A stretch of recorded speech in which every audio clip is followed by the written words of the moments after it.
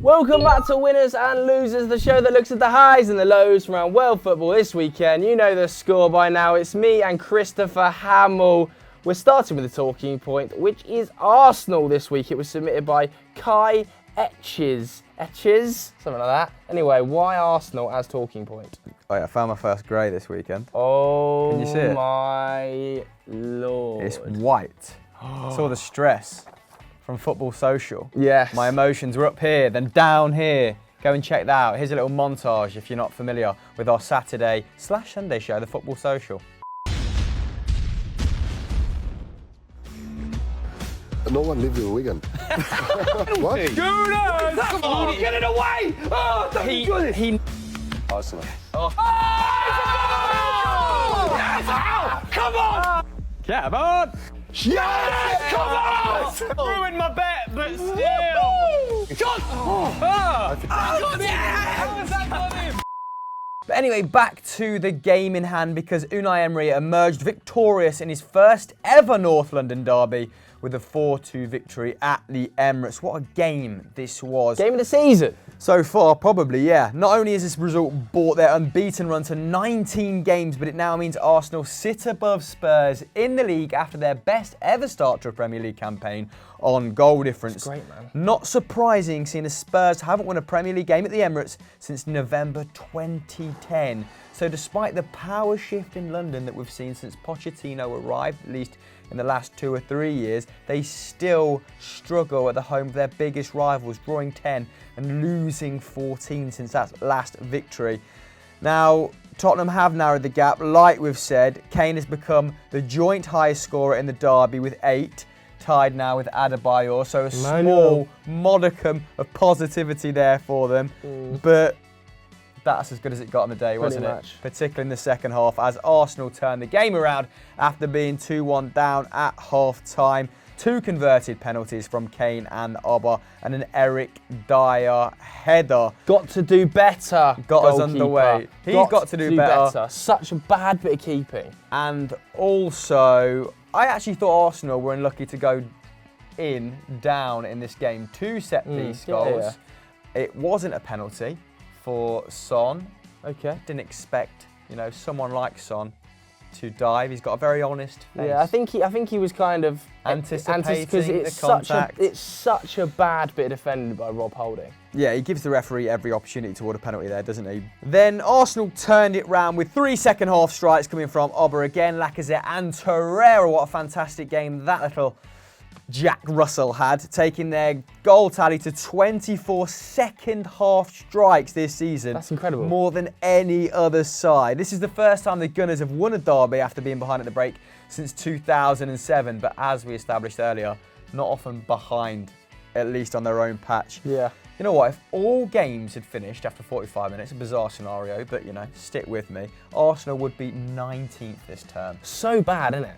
That's shocking. They start in games so slowly, but often Unai Emery's in-game adjustments are so good, he gets away with it. Yeah, his proactive management has saved them on an awful lot of occasions. However, it does highlight quite clearly Arsenal still have problems. They're sort of papering over the cracks at current. I think they're actually conceding more shots at the moment than Cardiff per 90. So, and if you want other fascinating Cardiff-related sound bites, then head on over to our podcast where we discussed relegation candidates this time round. Go and check that out, guys. It was a good one. Links Probably in the description below. So far, actually. Yeah, I think it was really enjoyed good. it. People enjoyed the cinema chat as well. They did actually. What's the best suite to ping at people in the cinema? Let us know in the comments below. Anyway, Arsenal were worthy of their victory. They dominated the game with 60% possession, 22 shots with 7 on target to Spurs' 11, although the Lily Whites still registered 6 on target. So about equal for quality of chance. Top class performance from all Arsenal players. They were just bang at it in that second half. And I've got to say, when Aaron Ramsey came on, started picking those pockets of space, he caused absolute havoc, at least in Eric Dyer's head. Yeah. He was in there rent-free. Dyer didn't know where he was at all. Started to stitch the attacks together really well, didn't he? And we know that Lacazette can do that. He likes to drop deep. His actual link-up play probably a little bit underrated at this point. Arsenal now hold the best record for goal involvements from substitutes in the Premier League with 14 games played, 8 goals, 7 assists. Incredible, Unai Emery with the substitutions. You But know. 2 players, Joe, really shone for the Gunners, Aubameyang and Torreira, the new boys. Yeah, before I touch on those players, I just want to go back to how feisty this game was. I loved this day. It's the proper 2000s derby. Yeah. Players flying into tackles, celebrating with the shush, getting into fights. We have managers running down the touchline, players after the game giving bits and pieces I said to on the the Football opposition Social fans. as well, this isn't the nastiest derby. Chelsea Spurs in recent times has actually been a little bit feisty, and then we had the Eric Dyer, we had Pyros at the Emirates. It's unreal. Mental. I know. I never thought I'd see the Emirates bouncing like that. And the man to get them bouncing probably, well, also alongside Lucas Torreira, I'm going to touch on him in just a second, but Aubameyang got his 10th of the season after just 14 games. He now stands at 20 goals in 27 Premier League matches. That's a strike rate of like 0.7, nearly 0.8 goals per 90. He's incredible in the box, isn't he? He also got an assist, won 5 tackles. He was really leading the press for Unai Emery's men. I believe he's the first player to score with 10 consecutive shots on target in the Premier League, or maybe the second. If you can name the other player who has also done it in the comments below, or tweet us, I'll retweet you, because it's not an easy fact to get right. You know the ball that Ramsey puts in for Aubameyang to take that first time finish? I think there's only Ramsey and Ozil that would flick the ball first time like that to Aubameyang in the Arsenal squad. Yeah, and it's only Aubameyang that can score that goal, Probably. I think, in the Arsenal squad as well. And another player we have to mention, you touched on there, is the Terrier, Lucas Torreira. What a performance. You know, I think he's taken 3 man of the matches in his last 4 games, £26 million, looking like one of the bargain transfers of the season. We said it on this very show, how much we liked that move. We said it on Sunday Vibes. Pato was raving about Lucas Torreira last season. The stat and men it's loved him, proved didn't to be true. What a signing he's been. On the weekend, 3 tackles won, 1 interception, 90% pass accuracy, and his first Arsenal goal. A great celebration. Shirt was off. He was G'ing the crowd up as well, wasn't he? Something about Lucas Torreira that just gets a team going. You know when a player just crunches into like 3 or 4 tackles in a row, the whole of the stadium He's very just wholehearted, lifts. he's very honest, isn't he? He's committed, and that sort of transfers into the crowd. Definitely. Now there's a massive game coming up on Wednesday, isn't it? It's United versus Arsenal. Arsenal absolutely flying. For the United first time in absolutely a turgid. number of years, I think you're going to get done. I mean, this is going to be classic Jose though, isn't it? Jose's going to win 1-0 man, Fellaini header, and you just know it in the 91st minute. But this could be a massive game for Mourinho as well. We are going to be live streaming it too on the Football Social on Wednesday, so tune in to that one. But do I know what? Unai Emery has said before in previous interviews that he was a coward as a player, and that was his biggest regret while playing football, because he actually played in the 2nd division of Spanish football for most of his career. But how good are his in-game substitutions? Great. Make 2 subs at half-time. Is that the best bit of in-game management we've seen this season? It's up there. Let us know in the poll above. Just going to be yes or no, but... We're going to the bottom of the Premier League for our first winners to pay our dues to clubs down there in that relegation dogfight that is occurring. Crystal Palace pulling away from that somewhat now, and well worth their 3 points this weekend. Thanks to @Val_CPFC for sending this in. Joe, break it down. Yeah, Palace fans absolutely delighted, and rightly so. A brilliant performance to hammer Burnley 2-0. This could easily have been 4 or 5. They had 29 shots in this game, the 3rd highest in the Premier League so far this season of any club, and their best in 15 years. Nice. Let's have this right. They ruined Burnley on the day. If it wasn't for Joe Hart, who made 9 saves, it would have been an absolute hammering. Over double their average shots on target. They're averaging 3.8 shots on target this season, 9 in this game, and they hit the woodwork as well. But despite their dominance, the first goal, slightly fortuitous, obviously a cross by James McArthur, but it found its way into the back of the net before Andros Townsend.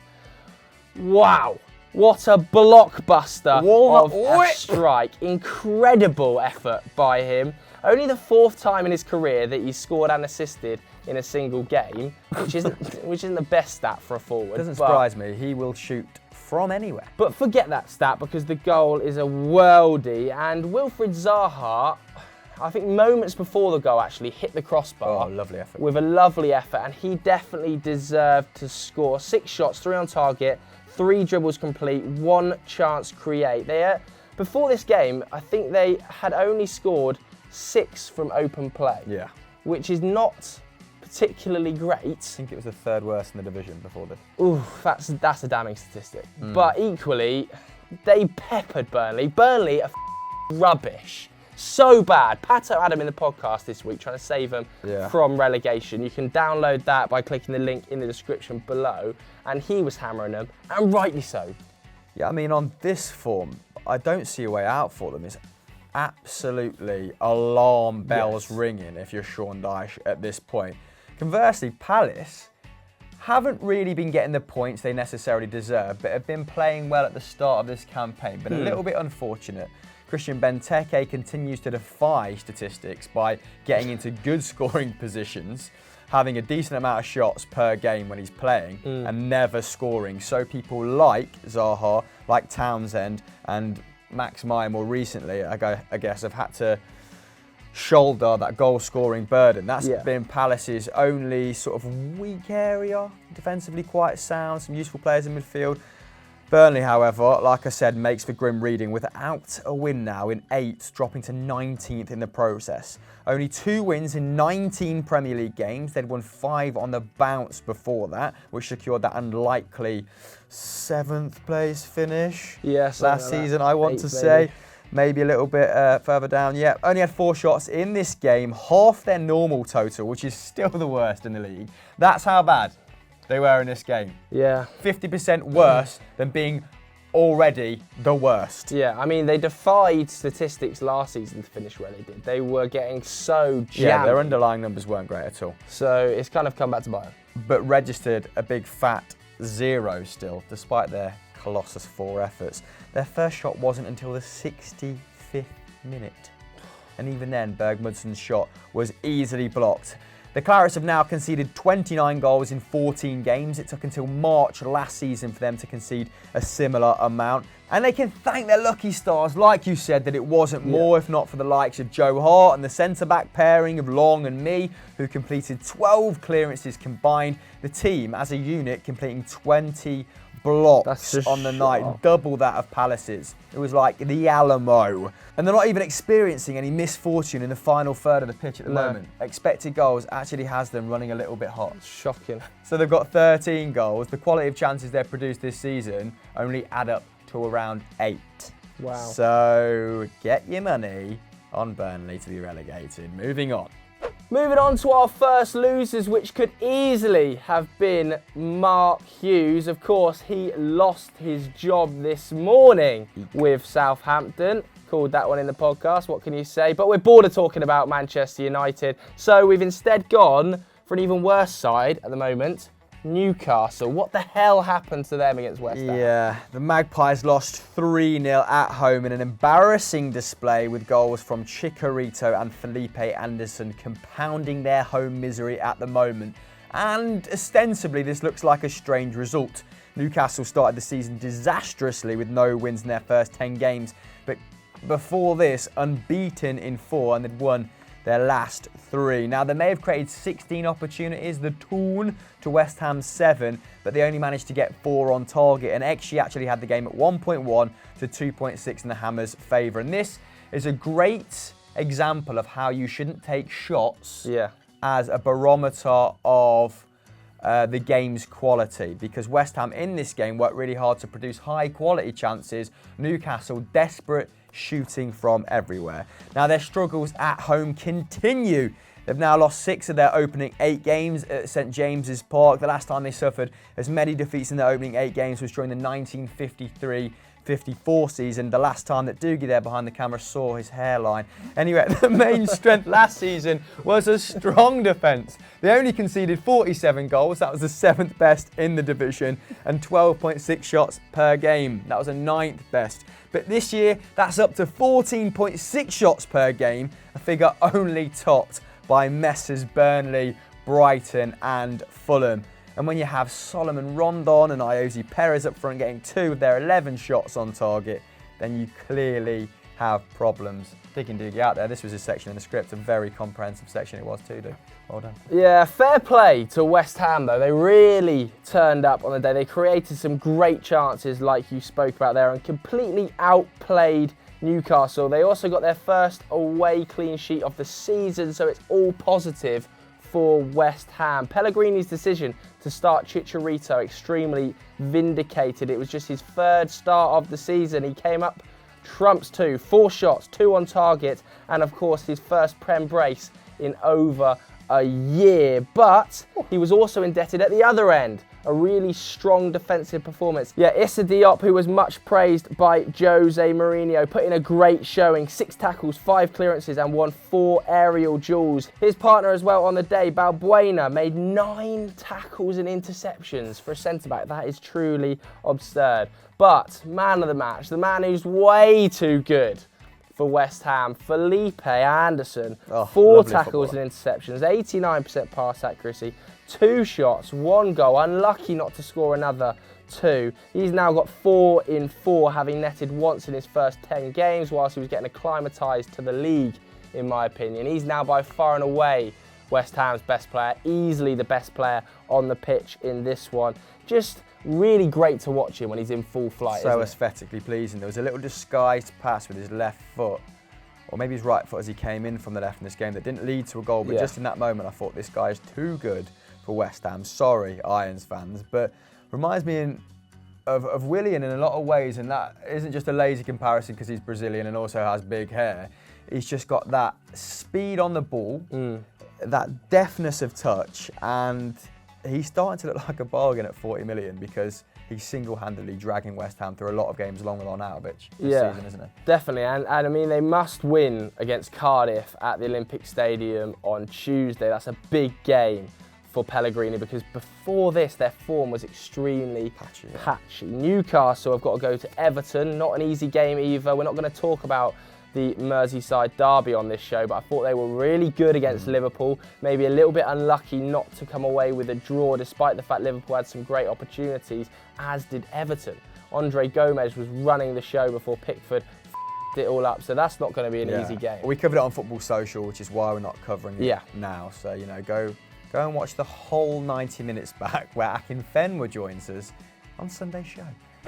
Our last winner is Ruben Loftus Spread My Cheeks, an underrated tweet that I put out during the summer that didn't get much traction, so still bitter about that. And it comes from @Coffee&TV as Chelsea won the West London derby. Yeah, pretty comfortable for them on the day, obviously coming out 2-0 victors at the Bridge. But Loftus Cheek, like you mentioned there, getting much praise from Maurizio Sarri after he scored his 5th goal in the last 6 games, which is pretty impressive. But still yet to gain a start under Maurizio Sarri, probably still 3rd or 4th in the pecking order of those central midfielders that look to progress the ball forward. He absolutely kills it, doesn't he, in the Europa League? He does kill it in the Europa League. Absolutely kills it in the Europa League. And he really had a big impact on this game when he came on, obviously scoring a tidy little finish as well, because Chelsea had spurned a fair few opportunities in this game. And after being dispatched fairly comfortably by Tottenham Hotspur last week, despite the fact that they won 4-0 midweek against a pretty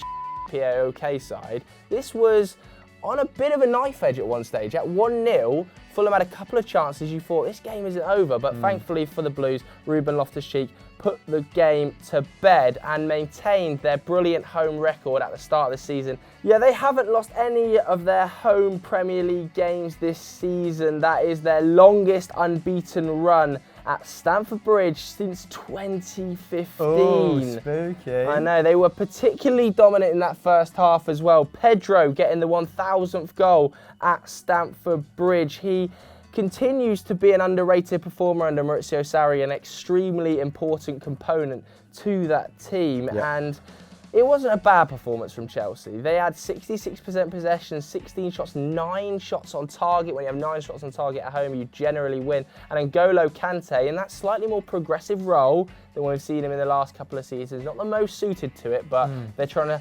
pigeonhole him into that side, aren't they? Crowbar. He got another assist, his 2nd of the season. That's as many as he's had in his last 2 Premier League campaigns combined. So he'll be pretty happy with that, but I'm still not convinced about him in that role. Maurizio Sarri's still not convinced about him in that role. And yes, they've locked him down to a long-term 5-year contract. £300,000 a week.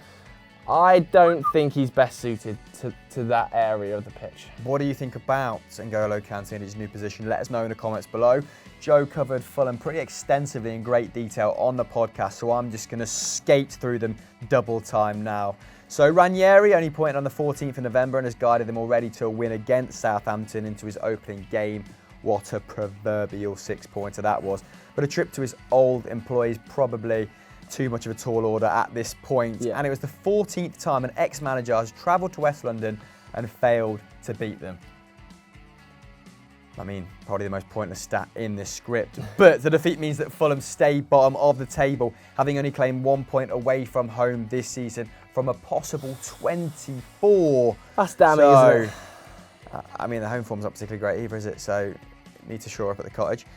Fulham are the only side in England's top 4 tiers who are yet to keep a clean sheet in 18-19. Again, the ugly reading continues and have conceded 35 goals in the Premier League this season. Their joint most after 14 games of a top-flight campaign, which is level with 35 in 1959-1960. However, you know, if we're looking for a silver lining, Callum Chambers was very good in this game. He really was. Man of the match. The Arsenal loanee has been enjoying a switch in position from centre-back to a CDM, mopping things up there for Fulham. 7 tackles, 3 interceptions and 3 shots on goal, more than any of his teammates in each instance. So he did a have new a great lease of chance, life. though. Now he's not the last man. Yeah, there was one great chance, though, that Callum Chambers spurned, and it was just that moment of, you just want anyone other than Chambers in that position to get a goal. But yeah, at least he's progressing under Ranieri. 3 shots from Callum Chambers. What a world we live in. What a time to be alive. Our final loser of the day comes from the Black Country. It's Wolves, and that was submitted by Meath98. Regular contributor, big up yourself, and make sure you're looking out for the tweet. It goes out on Sunday if you want to shout out, a fabled shout out in this show. And be sure to stick around for ERU in an hour's time as well. Yes, the team from the Black Country are in a black hole at the moment. Wolves slipping down to 12th after losing 2-1 to Cardiff. A very championship-looking fixture this on Friday after taking the lead in the 18th minute through Doherty, and then they threw it away after Gunnarsson and Junior Hoylett replied for Cardiff. Cardiff not actually great at coming from behind to win games, so this was somewhat of an, I was going to say Easter egg, but it's not. I was thinking Fabergé. It's a rarity, is what I should have said. Anyway, only 2 defenders have been involved in more goals this season than Matt Doherty. That's Holebas and Mendy, with 2 goals and 2 assists. Really had a licence to get forward down that flank, doesn't he? Now, first Premier League goals this season for the 2 Cardiff boys, with Gunnarsson, who plays in defensive midfield for them, scoring his first Premier League goal since August 2013. And he's a much better, more well-rounded player now than he was then, that's for sure. Also, Cardiff's first ever Premier League goal, which came against Manchester City. I'm referencing his 2013 goal there, just if I didn't make that clear.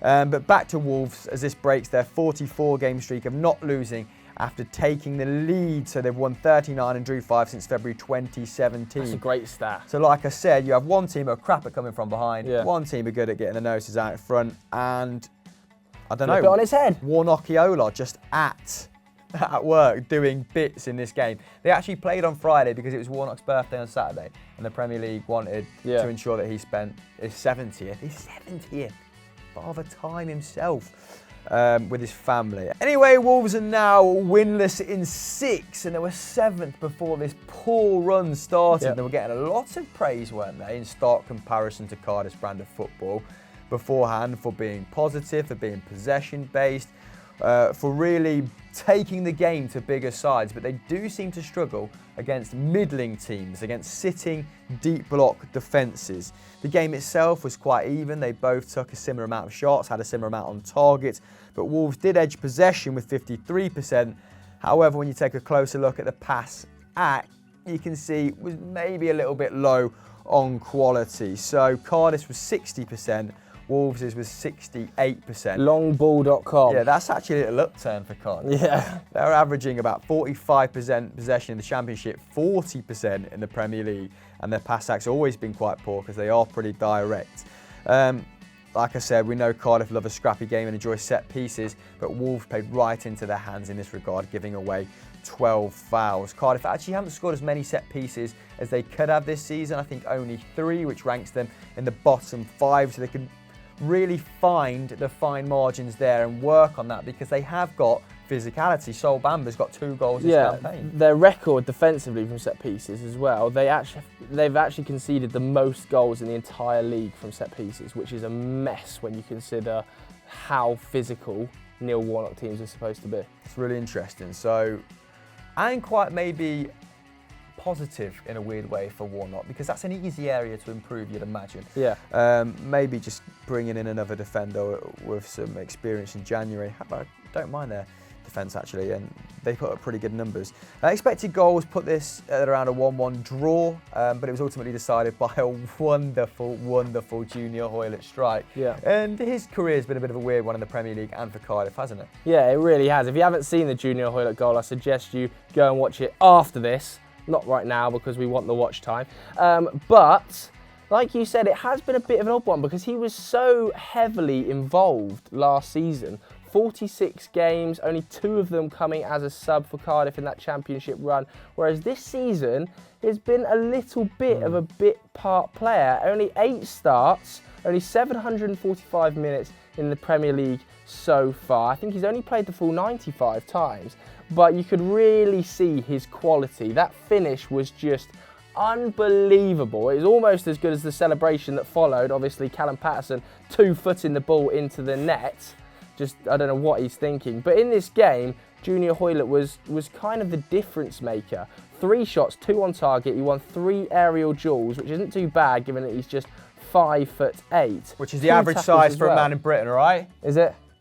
Well, you know, Is it? I'm 5'9". I lie about being 5'10". Yeah, he is. He's 5'10".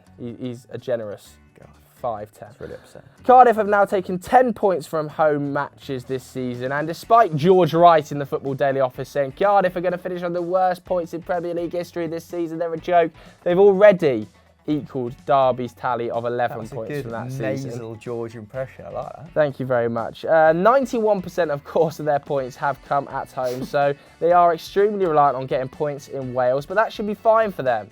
If they make the Cardiff City Stadium a bit of a fortress this season, then they stand every chance of staying up, given how poor some of the other teams are in the league at home. Their attacking output as well is better than some of their relegation foes. 13 goals in 14 is significantly more than Southampton, is better than Palace, is definitely better than Huddersfield, is clearly better than Burnley, who have been a shambles going forward. Yeah. And look, they've come back more times than anybody else this season, 3. I think that Cardiff could well stay up. Against all odds, there are teams in the league that are just as if not than they are. Well, yeah, and this is sort of becoming a defining characteristic of this Warnock side. Despite only winning 6 points from losing positions last term, which is what I sort of built my opinion on, in that they're not very good at coming from behind. And that's mainly because maybe they struggle to adapt their game plan, because they only have one clear game plan. They're coming from behind regularly in the Premier League. I think teams are underestimating them. Yeah. And there's a real unity, there's a real fight about Cardiff at the moment. And I've got to say, they're slowly winning me over. Even Warnock and his jowls, you know, I'm all for it. And his really high trousers, why are they up to your armpits, Neil? Please.